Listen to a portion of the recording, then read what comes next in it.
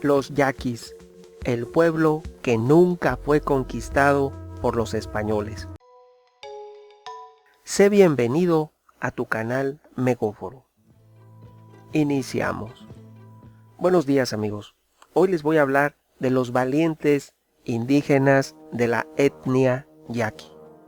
Estos nunca fueron conquistados por los españoles a pesar de sus múltiples intentos ir en contra de los deseos de la expansión de los españoles en la Nueva España.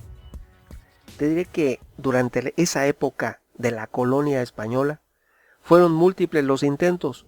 El primero y el más renombrado fue el que ocurrió en el año de 1533, cuando el explorador español Diego de Guzmán y sus hombres llegaron al río Yaqui pensando que fácilmente iban a poder tomar nuevas tierras a nombre de la corona española.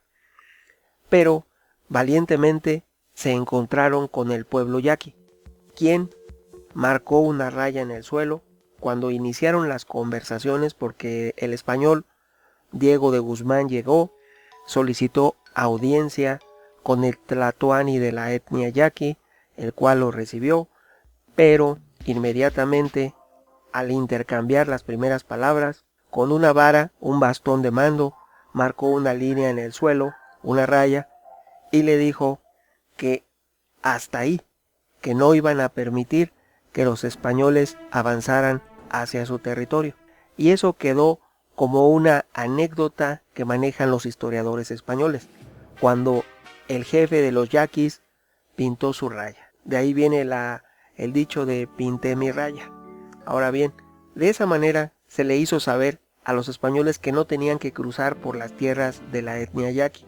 El encuentro fue descrito por narradores, tanto así que el jefe español hace saber que viene bajo el signo de la paz, y los yaquis le respondieron a que están determinados a no dejar pasar a ningún invasor a una costa de lo que sea, entendiéndose lo que sea todo. Y liberaron los yaquis inmediatamente a un guía que ellos habían capturado un día antes, al espía que había mandado Diego de Guzmán, y también uno de los indios, porque siempre los españoles llevaban a indígenas de los pueblos vasallos. Todos los pueblos que fueron sometidos durante la conquista española, después había un reclutamiento forzoso de servidumbre para que suplieran todos los mandatos que estableciera cualquier español. Inmediatamente que desembarcaba un español en América, inmediatamente le regalaban mujeres y personas.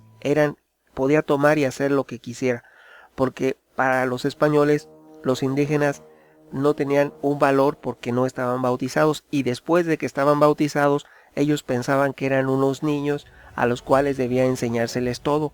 Por lo tanto, como buenos padres, los españoles se iban a hacer cargo de esos niños, y de esa manera durante los primeros 40 años, algunos dicen que fueron hasta 80 años después de la caída de Tenochtitlan, otros aseguran que fueron únicamente de 20 a 40, fue la época donde brotaron como forma de ebullición, como si cocináramos palomitas, brotaron por toda la Nueva España encomiendas.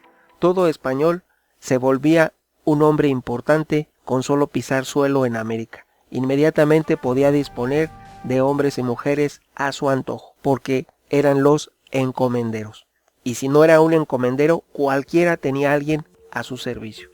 Disponían mediante un reclutamiento forzoso de servidumbre a favor de cualquier español que hubiese llegado a América. De esta manera, cuando tuvieron contacto con la tribu yaqui, que fue en 1533, Diego de Guzmán se topó con pared cuando el jefe yaqui con el bastón de mando pintó su raya. Y por medio de un intérprete, este comandante español le respondió que no iba a hacer eso, que más bien ellos se regresaran a sus casas, y les ordenó que les dieran provisiones.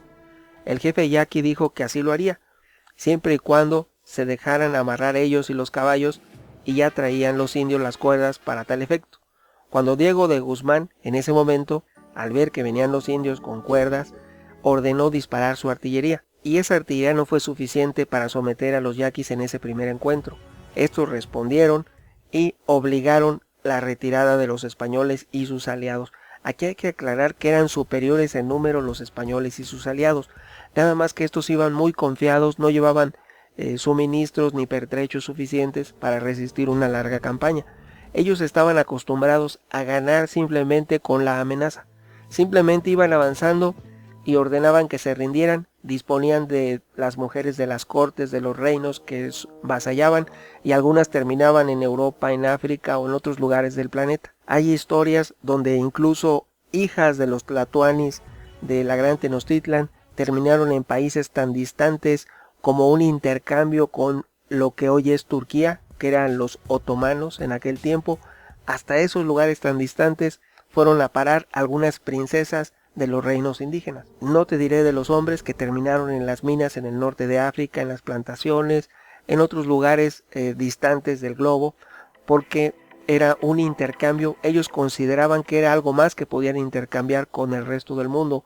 ¿Por qué? Porque un papa católico les había dado la posesión total y absoluta de América a los españoles, cuando ni era propiedad ni de la Iglesia Católica ni de los españoles. Ahora bien, el segundo encuentro desastroso que tuvieron yaquis y españoles ocurrió en 1565, cuando Francisco de Ibarra, otro español ensoberbecido y pensando que iba a ser una fácil victoria, acudió al pueblo yaqui y los trató de convencer para que estos aceptaran ser vasallos del virrey español, a lo cual se negaron y en un altercado que tuvieron tuvo que retirarse Francisco de Ibarra. Aquí, si observamos, ya habían pasado muchos años. La Gran Tenochtitlan cayó en 1521. La primer victoria yaqui ocurrió en 1533 cuando logran expulsar a Diego de Guzmán. Cabe señalar que los cronistas establecen este encuentro de 1533 como el determinante para que ya no regresara Diego de Guzmán, porque él lo intentó durante varios años por un periodo largo de tiempo, pero se dio por vencido al ver la determinación del pueblo yaqui a no ser avasallado ante la corona española. Siguió pasando el tiempo, llegamos a 1565. Ya tenemos 44 años después de la caída de la Gran Tenochtitlan. Durante esos 44 años en que los demás pueblos son vasallos y sometidos a la orden de los españoles, los yaquis seguían en pie, al igual que los mayas en la península de Yucatán. En este caso, estamos en este lugar de Sinaloa y Sonora. En 1565, Francisco de Ibarra no pudo someter a los yaquis. Ya habían ganado más tiempo, llevaban 44 años siendo libres. Y para el año de 1600 no existía ninguna población española más allá del presidio de Sinaloa, del actual Sinaloa. Ante el comienzo de una sublevación, porque tenían otros nombres, todas esas eran provincias de Nueva Galicia, o sea, tenían nombres españoles que son diferentes a los actuales. Para ubicarnos, todo esto ocurrió en el actual estado mexicano de Sinaloa. Y esto lograron ellos resistir, ya tenían 79 años, porque estábamos en 1600, no habían sido conquistados, no había una sola población española, afortunadamente, en el territorio yaqui. Así que, aún así, los españoles lograron establecer la cárcel, el presidio de Sinaloa, y los yaquis los expulsaron, afortunadamente. Esto fue contra Juan Lautaro y Babilomo. Se enfrentaron al capitán Diego Martínez de Urdáide, al cual vencieron, y comenzó una campaña con el fin de conquistar y pacificar a varios pueblos. Aquí hay que aclarar que no eran únicamente los yaquis, ellos tenían como aliados a los pueblos mayos y a los suaques, pero los mayos y los suaques no pudieron hacer frente a Diego Martínez de Urdáide, al español, y a sus aliados indígenas. Tuvieron que replegarse y pidieron asilo al jefe yaqui. El jefe yaqui otorgó asilo a los mayos y a los suaques, y de esa manera fueron refugiados en el territorio yaqui. Hasta ahí se detuvo la invasión porque se le tenía ya mucho respeto por el paso de los años de parte de los españoles a la valentía del pueblo yaqui. Ya no hubo otro intento, ya Diego Martínez de Urdáide desistió de sus intentos en ese momento.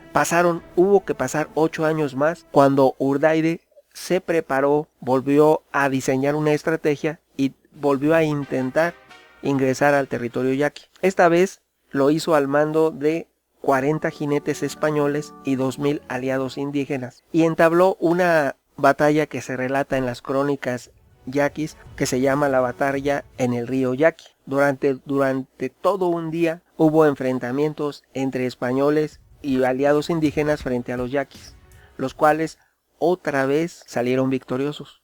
Lograron derrotar a Urdaide a pesar de que éste llevaba artillería y se había preparado lo mejor que él creía. Así que ya habían pasado muchos años de los intentos de este español Urdaide para ingresar al territorio yaqui. Su derrota de 1608 no lo hizo desistir y lo volvió a intentar en 1609. De esta manera, Urdaide intentó crear una tercera ofensiva y ahora ya no llevó 40 jinetes, ahora llevaba 50 soldados españoles y 4000 aliados indígenas. Pero aquí hay que destacar la enorme valentía del pueblo yaqui, que al igual que los mayas que en Yucatán expulsaban a los españoles y no dejaban ser avasallados, el pueblo yaqui es otro ejemplo de una férrea resistencia indígena. Nuevamente en 1609 obligó a las fuerzas españolas a retirarse. Resistieron todas las acometidas de Urdaide y las fuerzas que él comandaba. 50 soldados españoles y 4000 aliados indígenas. Aquí hay que destacar que por obra, quién sabe de qué, de la casualidad, o pues sí, por decirlo de algún modo, por una simple o mera casualidad, Urdaide logró salvar su vida y escapó en el último momento sobre un caballo al caer la noche. Eso fue en 1609.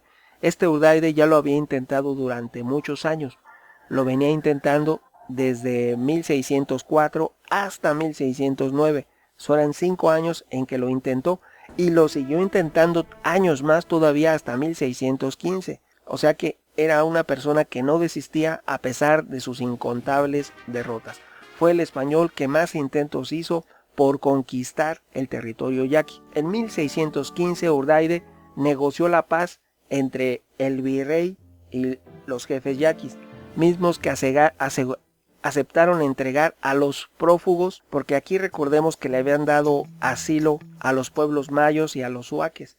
A sus jefes, que eran Lautaro y Babilomo, les había dado asilo el pueblo yaqui, pero lamentablemente los yaquis traicionaron a esos dos pueblos, a los mayos y a los huaques, y entregaron a sus líderes, a Lautaro y a Babilomo. Eso fue en 1615, con tal de tener una paz que ellos creían un acuerdo con el virrey español. Eso únicamente duró 2 años, porque en 1617 llegaron por primera vez los padres jesuitas Andrés Pérez de Rivas y Tomás Basilio. Llegaron a territorio yaqui y pidieron, sin una escolta militar, sin llevar a nadie más, únicamente iban en compañía de 4 indios huaques, para que eran los asistentes de los, porque ya les comenté que todo español que pisaba territorio se le obsequiaban mujeres y hombres para que dispusiera lo que quisiera con ellos, para que fueran sus siervos. Era una servidumbre obligada.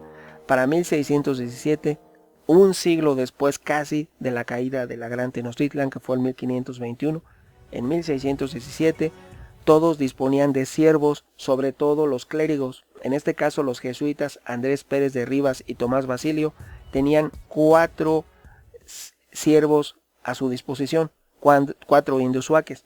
Sabemos que el fenómeno, a manera de paréntesis, que ocurre actualmente, y las acusaciones que se hacen contra personal, pueden ser monjas, religiosos, cualquier persona que trabaje o tenga alguna función dentro de la Iglesia Católica, casi en su totalidad a lo largo de todo el mundo están acusados de actos indebidos. Eso no era nuevo. En aquel tiempo tenían siervos a su disposición y podían hacer lo que quisieran con hombres y mujeres. Durante todos esos años, porque aquí ya estamos hablando de un siglo después de la caída de Tenochtitlan, por lo cual dispusieron de hombres, mujeres, destinos y vidas a lo largo de cientos y miles de años desde la fundación de la misma iglesia. Problema que era constante ya desde aquel tiempo y que se observa el día de hoy. Regresando a esta increíble y férrea defensa del pueblo yaqui, que obtuvo y detentó su autonomía durante toda la época de la colonia española. Te diré que aquí hay que recalcar que a la llegada de los jesuitas se vivió un proceso de paz que duró más de 100 años. Fíjense, aunque fue un sacrificio muy grande para el pueblo yaqui, porque tuvieron que entregar a Lautaro y a Babilomo, que eran dos increíbles jefes indígenas, y ellos no estaban muy de acuerdo, pero esa paz les duró 100 años. Así que si pudiésemos cuestionar esa acción de los jefes yaquis, diríamos que se justificó por 100 años de paz. Esta paz se vio rota ocasionalmente por problemas menores. Los yaquis se integran en 8 pueblos: los Cocorit, los Bacum, los Bicam, los Potam, los Torim y los Uribis. También están los Rahum y los Belem. Ellos nunca habían sido derrotados en batalla y aceptaron una voluntaria evangelización por parte de los jesuitas a la fe católica durante esos 100 años. Y esta fue una de las pocas etnias indígenas que no sufrieron el sistema de vasallaje obligada, reclutamiento de servidumbre forzoso, ni sufrieron el sistema de encomienda. Afortunadamente los yaquis fueron unos hábiles negociadores porque nunca se dejaron poner la bota en el cuello de parte del virrey y la corona española. Llegamos ya al año de 1740, cuando Juan Calixto, que era el jefe del pueblo yaqui, se sublevó, por lo que el jefe novohispano, Manuel Bernal de Huidobro, intentó una campaña en contra de los yaquis, pero fue derrotado afortunada y valientemente por el pueblo yaqui. Y fue entonces cuando otro comandante del ejército realista, Agustín de Vidosola, reunió cientos de soldados españoles y logró victorias frente al pueblo yaqui en Tecoripa, Cerro del Tambor y Otacangui. Aquí hay que destacar que se estaba enfrentando una sola etnia más de un siglo después de que todos los demás habían sido vencidos, cuando ya se había consolidado el poder de los españoles en América, cuando ya la Nueva España era una parte integrante muy redituable del imperio español. En ese momento fue cuando se enfrentan al grueso del ejército realista, que contaba con armas avanzadas, arcabuces avanzados, frente a la defensa débil pero muy valiente del pueblo yaqui. Aún así, los yaquis pudieron conservar su economía, su autonomía, porque pudieron resistir el embate de Agustín de Vidosola. Ese comandante español, a pesar de contar con el apoyo del virrey y el grueso del ejército realista, no pudo sojuzgar al pueblo yaqui, quien conservó su autonomía, sus tierras y sus armas. Sin embargo, en 1743, Vidosola sustituyó en el mando a Huidobro, con lo que aprendió a los jefes yaqui y mayo, Juan Ignacio Muni y Esteban. Juan Ignacio Muni era el jefe yaqui y Esteban era el jefe de los mayos. Los mandó lamentablemente a justiciar al presidio de San Carlos de Buenavista, por lo cual lo único que ocasionó fue una nueva rebelión de los yaquis, porque ellos querían tratar de preservar y de rescatar a su líder. En un inicio hubo varias escaramuzas donde los yaquis vencieron increíblemente al ejército realista, contra todo pronóstico, con una posibilidad tecnológica inferior, con un también número de efectivos menor. Vencían contra todo pronóstico los yaquis al ejército realista, y fue la manera en que preservaron su autonomía y no pudieron ser sojuzgados. Y el virrey aceptó firmar y llevar una diplomacia para calmar los ánimos. Así te diré que el hecho más notorio durante la época del Imperio Español en relación a los indios yaquis, a la etnia yaqui, fue en 1767, cuando el monarca español traiciona a los jesuitas y ordena su expulsión del Imperio Español, para poderse robar el dinero, porque tenía una deuda con los jesuitas y como no les podía pagar, al igual que años después hiciera un monarca francés con los templarios, que al no poder pagar sus deudas ordenó la disolución de la orden. Bueno, acá fue lo mismo.